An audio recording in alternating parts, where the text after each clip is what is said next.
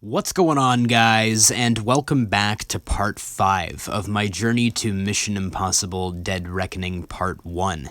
Today I am going to be talking about Mission Impossible Rogue Nation, the 5th film in this franchise, and the one that kickstarted this 4-movie arc helmed by Christopher McQuarrie, which will be concluded in Dead Reckoning Part 2. And I think this film is pretty solid, but nowhere near as good as the previous one or the one preceding it. Starting off, something I completely forgot about is that the events of the previous film actually have a major impact on the story of this one. The character's actions in Ghost Protocol have consequences, which leads to Alec Baldwin's character completely shutting down the IMF, and a lot of conflict arises as a result of that. It's refreshing to see this because the first 2 Mission Impossible films didn't have much of a bearing on the overall narrative of the series, but MI3 and 4 introduced many elements which become integral to the story going forward. And it goes without saying that the action in this movie is just freaking awesome. Things start off with a bang as Tom Cruise pulls off one of his most insane stunts, literally hanging off the outside of a plane. The underwater sequence around the midpoint of the film is pretty intense, and the car/motorcycle chase through Morocco is probably one of the best I've ever seen. Now, I know I talked about Benji in my reviews of the last 2 Mission Impossible movies, but he's honestly the heart and soul of this film. Rather than just being the effective comic relief he was previously, he's actually got a bit of a character arc going on here. At the beginning of the film, it's implied that he has some sort of resentment towards Ethan because of the position he's put him in.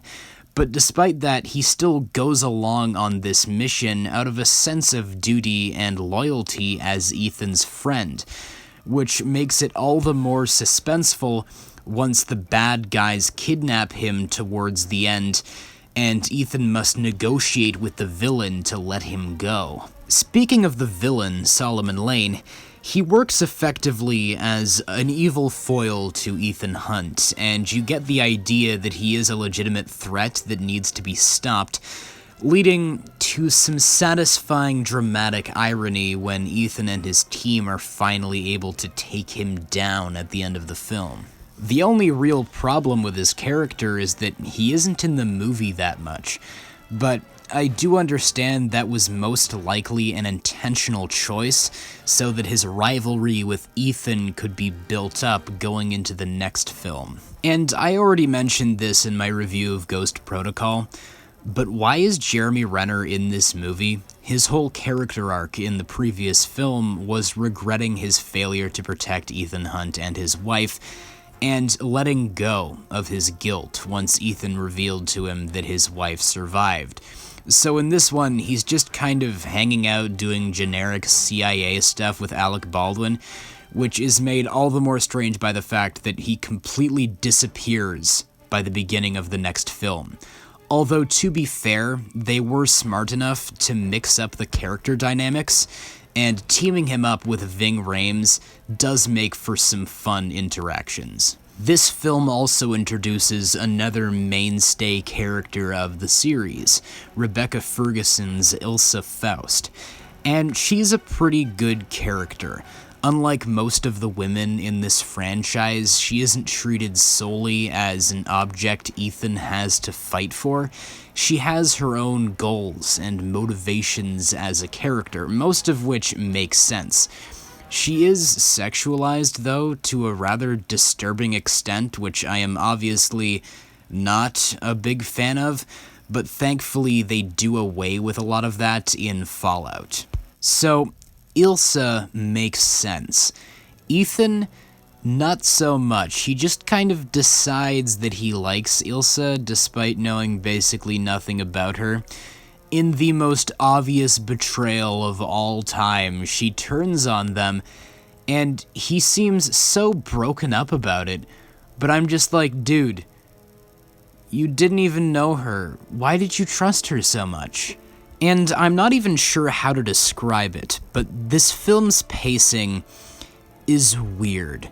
As previously stated, the action scenes are some of the best of that caliber, but it feels like they're just loosely strung together by a series of entertaining events. Granted, plot is usually secondary in the Mission Impossible films, but most of the time, the pacing is smooth enough to distract the audience from some of the flaws they have.